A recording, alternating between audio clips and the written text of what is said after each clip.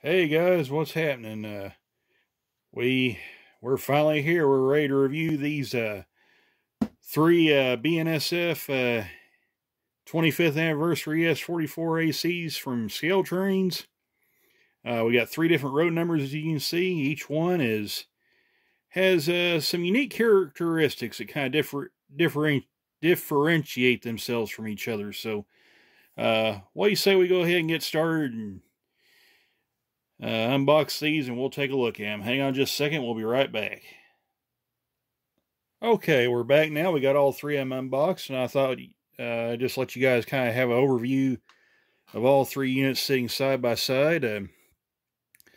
Like I said, each of these three road numbers has kind of unique details.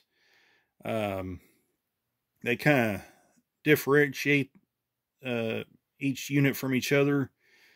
So what we're going to do, we're going to kind of take a look at each unit individually and kind of go through what makes each one of these, each one a little bit unique. Some of the differences you'll probably see right away. Some of them might be a little bit harder to tell. Hang on just a second. We'll go ahead and get started with 6111 here and go through some of the details on it. And we'll work from right to left here. So we'll start with 6111 right now. So hang on just a second. We'll put her on the track and have a look at it. Okay, we got 6111 here on our little display track here. We're going to start going through the details. And real quick before I forget, I need to show you the box that these come in. Let me get one of them out here that's kind of complete.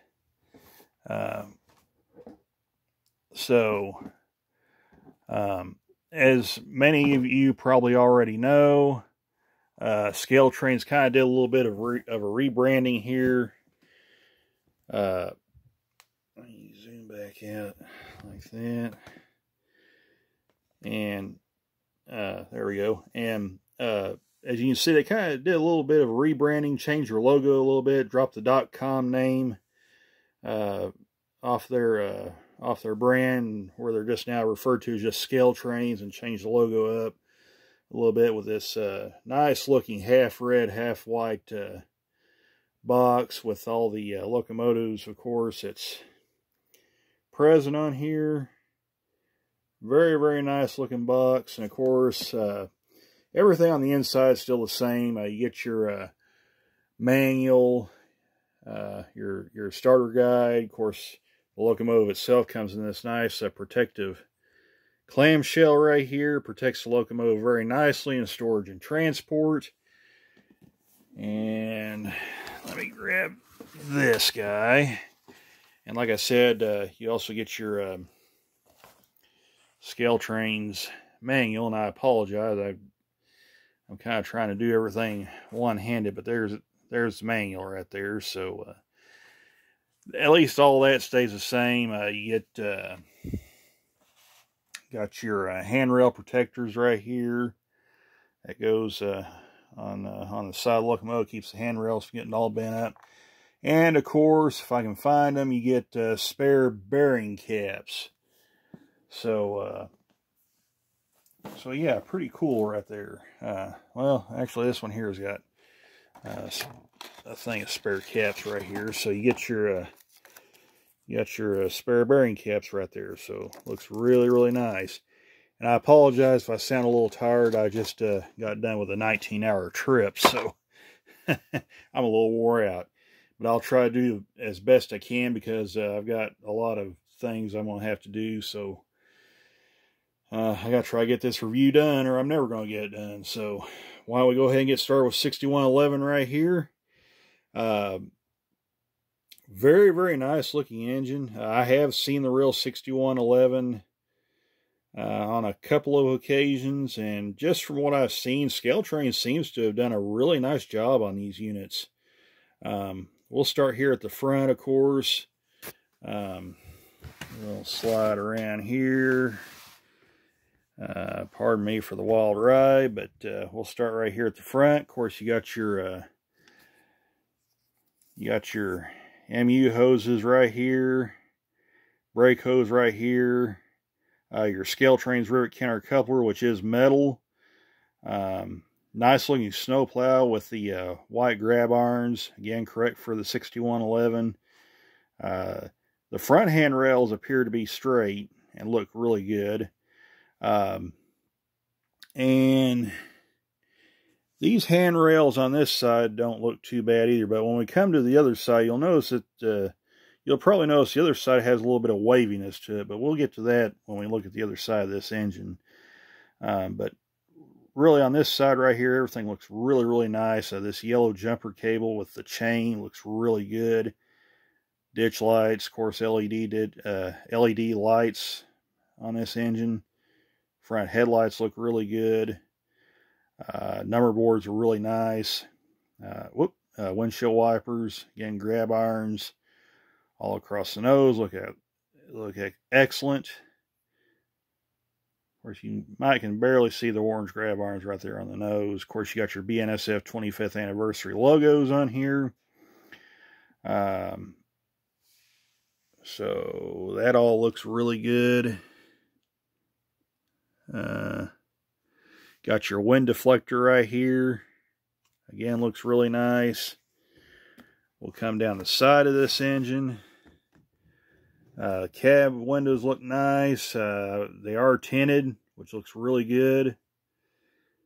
You got your sunshade. You got your PTC antenna array. And this is one of the things that you'll probably notice that each unit has a slightly different appearance to their antennas. So we'll kind of dig into that when we look at the other two row numbers. But there's all that right there. Again, windows look good. The grill detail's really nicely done. Come down here to the truck detail. Got your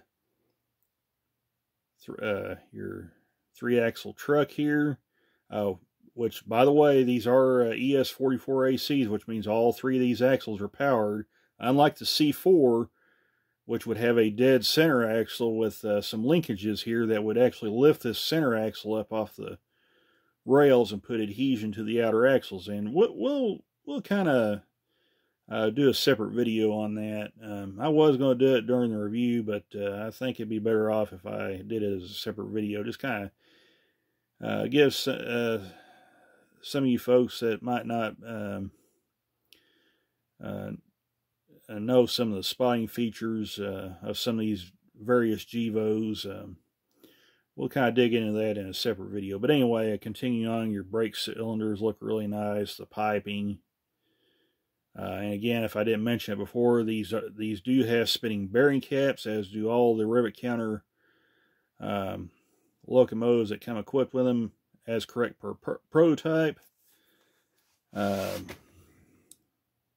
course, again, you see the Bnsf 25th anniversary logos right there.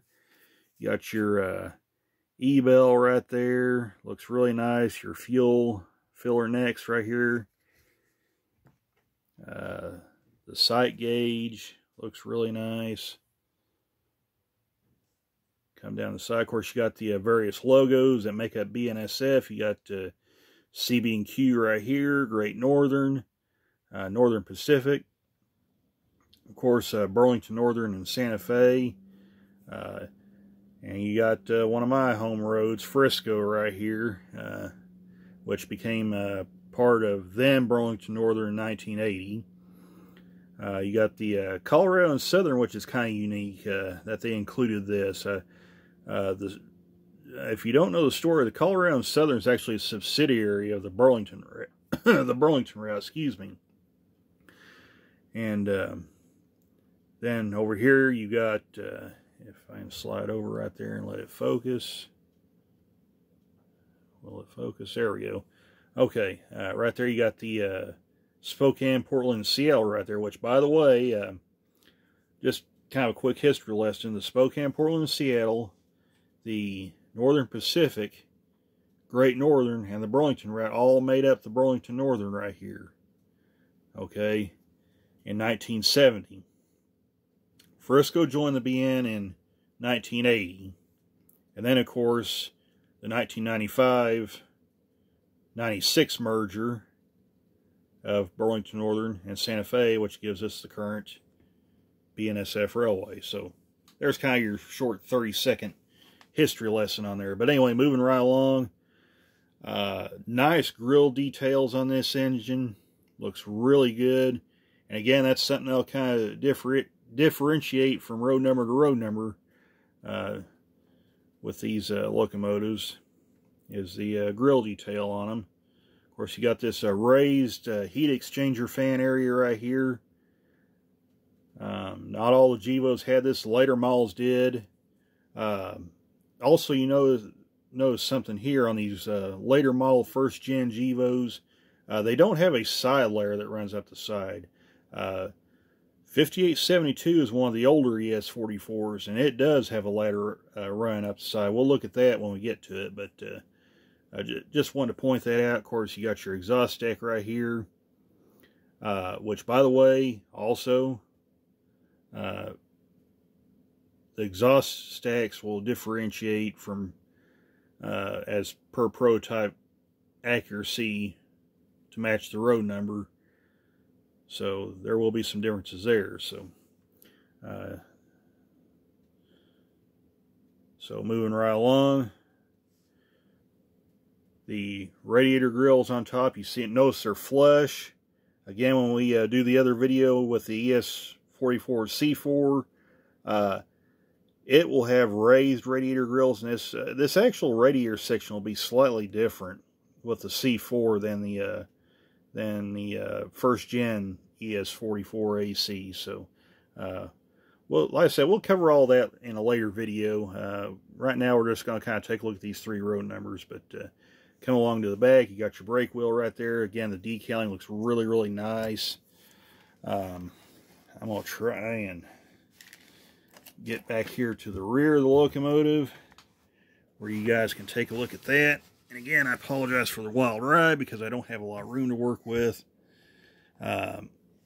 Okay, got your rear headlight right here, which, by the way, is a little lower than the C4. The C4 has a headlight up here. On the older ES44ACs, they're down here. You got your got some grab irons up here. Looks really good. Of course, on the head, just surrounding the headlight here is a couple grabs. Looks really nice. So again, looks really good there. Got your spare knuckle holders right here with the spare knuckles. Again, more MU cabling right here. Brake hose. Again, your Scaletrains rivet counter coupler. Coupler cut lever again looks really nice. And real quick, let's kind of spin this guy around here. And we'll take a look at the other side right quick. So, there we go. There's the other side. We'll just kind of take a real quick tour of this thing. Looks really, really nice. Of course, you see all the logos there on that side as well, which, by the way, the placement of the logos will actually vary from locomotive to locomotive just a little bit. They all don't have the same logos. I mean, the same placement per unit, so just be forewarned of that. Of course, got nice fuel tank and air tank detail right here. Truck detail, again, looks really nice with all the cabling that runs up under the walkway. Come down the side. Step details all look really nice. By the way, this is what I wanted to point out about the waviness of the handrails, and it may be a little difficult to see. I may have to kind of raise this up a little bit and kind of look down on it. But that's actually not bad. I actually thought that looked a little worse than what I thought it did, but that's actually not too terribly bad. So, yeah, overall, very, very nice looking engine. We'll go ahead and take a look at the other two road numbers right quick. We'll put 6078 on there and let you guys have a look at it. Hang on. Okay, we got 6878, or we got 6078 on here, excuse me. Again, you'll probably notice some slight detail variations. You notice the windshield wipers are black on this engine, with the orange grab irons here. Of course, like I said, also you got nice headlights, grab irons all look good. Front pallet all looks really nicely done. We'll come down the side here. Again, looks very good. A little bit of waviness to the handrails on that side, but again, not terrible. There's your E-bell right there. Again, truck detail all looks really, really nice. We'll come down the side of this engine here. And this is kind of the area where I said there's some differences here. You notice this, where 6111 had the K5HL air horn, this one has a Nathan P3 air horn. Or, let's see, a Nathan K3, I think is what it is. My apologies. But it has a Nathan 3-chime air horn on there as opposed to the K5 HL air horn on the 6111. So, yeah, it's pretty cool. And also the exhaust deck here is a little different on this engine. In fact, why don't we kind of fly over the top of that right quick. Let you get a look at that. You notice that the exhaust deck doesn't have the flanges. That doesn't have that flange look that the 6111 nor the 5872 has. So that kind of helps differentiate it a little bit. Of course, you get a better look at that air horn right there. Also, the raised grill around the heat exchanger fans. You get a real nice look at them, by the way. Looks really nice. Again, flushed radiator grills. And again, no ladder on the side. You notice there might also be some different placement of the decaling on the 6078 as well as the 5872 from 6111. So that's kind of cool too. There's kind of gives them a little bit of a unique appearance. Anyway, we'll come back down here to the side. You got your really nice truck detail. I forgot to mention this was 6111, but we'll go ahead and mention it here. This is not a real chain. This is actually a fake chain to make it easier to kind of access the mechanics of the engine. But still looks very, very nicely done here. Again, decaling is all nice and readable and legible. You might can also notice some, well, I don't know, the grills kind of look the same with the 6011, 6078. We'll kind of spin around where we got it facing the same direction as 6111 where we can take a look at it, but come back here to the back real quick. Again, you got your spare knuckle coupler holders with your MU hoses, nice grab irons, couple of cut levers. Again, same headlight placement as 6111. Grab irons all look really nice. So, yeah, really, really good looking engine. So, why don't we go ahead and spin this guy around. We'll take a look at the other side here real quick.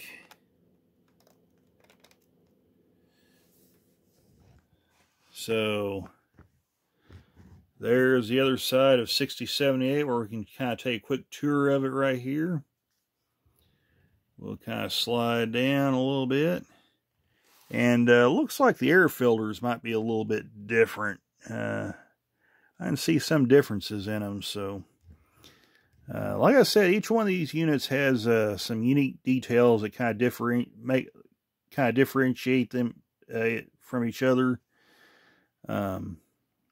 So yeah, it kind of gives them a little bit of a personality where they're not just all cookie cutter locomotives that all look exactly alike. They do have at least a little bit of personality to them. So yeah, looks really, really good right there. So 6078 right there. Looks really nice. So why don't we take a look at the last of our 3 ES44s, and then we'll head out to the test track. So hang on just a second. We'll be back with 5872. Okay, we're back taking a quick look at 5872. This engine probably has the most differences of the 3 units.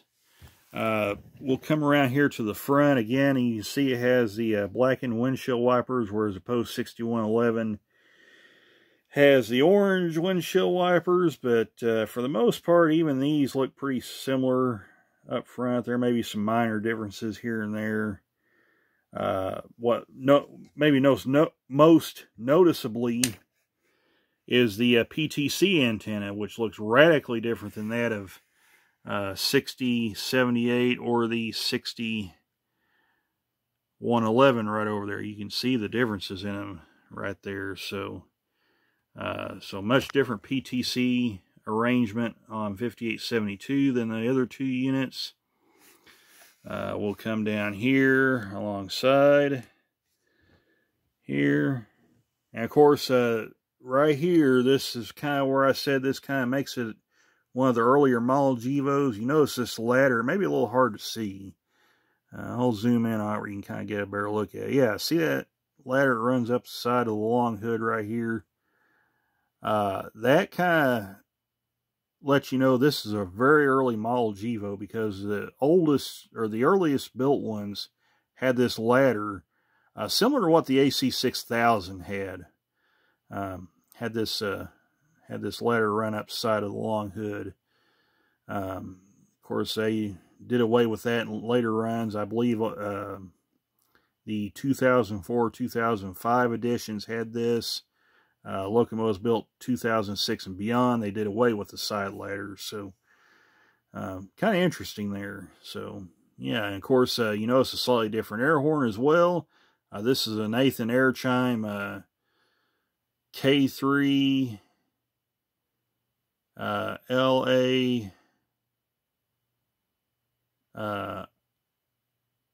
R4A, I believe is what it's called. I was trying to think of the name of it for a minute, but yeah, it's different air horn right there. Of course, the exhaust stack, much like the 6111, has the flanged look to it right there.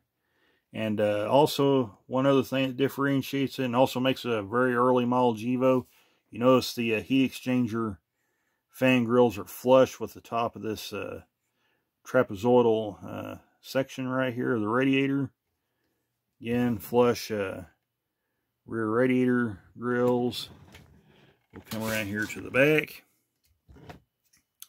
Here, again, you got your headlight right here with your grab irons. Nice looking white grab irons up here. Looks really good. Come down here, of course, you got your spare knuckles with the spare knuckle coupler. MU hoses, air hose, your Scaletrains river counter coupler, and whatnot. And we'll spin it around like so, and come down this side here. So yeah, very, very cool looking engines. I kind of rushed this review, but hopefully I showed you enough here to show you some of the differences here. So what do you say we wrap this up and head out to the layout and try these guys out right quick? So hang on just a second, we'll try each one of them out. Okay, we're back now. We're going to start with 6111 with the sound test, and we're going to hit F8 to fire it up.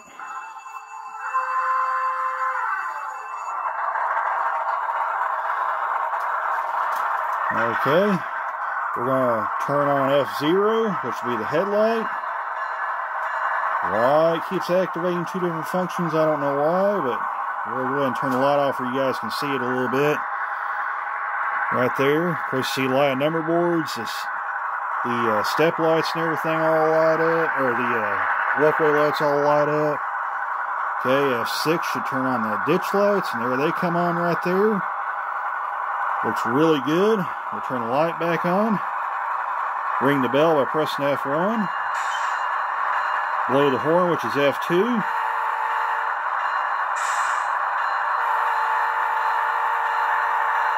And actually, 6111 has the wrong air horn on it. It has the K3 air horn which is actually incorrect. You should have the Nathan 5 chime on it, but that's okay, not a big deal. We can change those. So let's go ahead and move it forward right quick. Looks really, really good. And we'll hit the direction button. You can see the rear headlights are on right there, which looks really good. So all in all, it looks good here. So let's go ahead and get the other two out. We'll keep on rolling. Hang on. Okay, just in your interest of saving time, I went ahead and fired this thing up. You can see the headlights and ditch lights lit up again. Walkway lights are all lit up. Looks very, very nice. So let's go ahead and ring the bell on 6078. Blow the horn.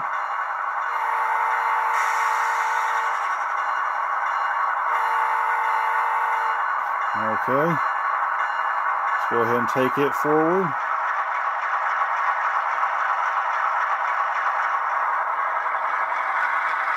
I'll hit F4, which is a dynamic brake, so you'll hear that.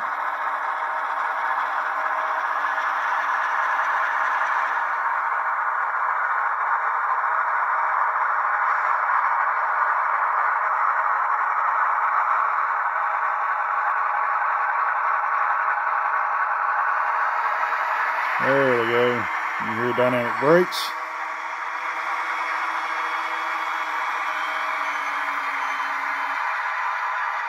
Put it in reverse. See the rear headlight lights up. Looks good. Put it in reverse.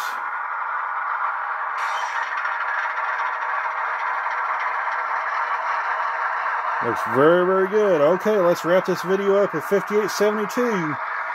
See what it sounds like. Hang on just a second, we'll be right back.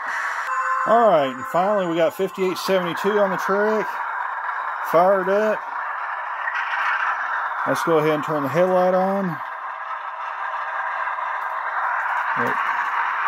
Okay, I got it in reverse. So there we go, right there. Headlights and ditch lights are on.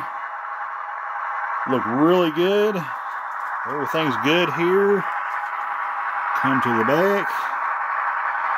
You can see the little light there on the back burning. Looks really nice. So real quick, let's ring the bell. Blow the horn.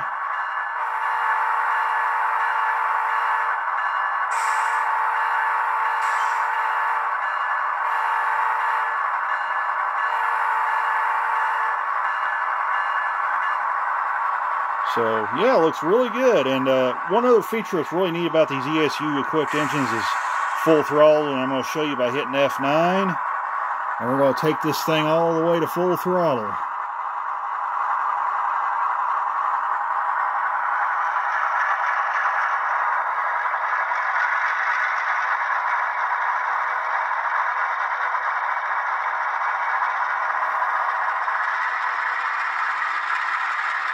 And this is basically to simulate the engine under a heavy load. So you hear it spooling up.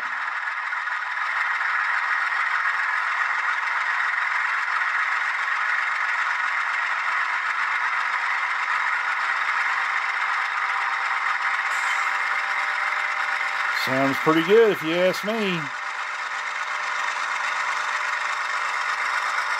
So, alright folks, we hope you enjoyed this this little review here. We'll go ahead and take it out of F9 and let it move forward. So we hope you enjoyed this review. And if you like what you see, be sure to hit the like button, drop a comment, and if you haven't subscribed, hit the subscribe button. We greatly appreciate it. We just passed 300 subscribers. Got hopefully some things planned for the future. So I'm going to cut this short, and we'll see you in the next video, everybody. Take care. Bye for now.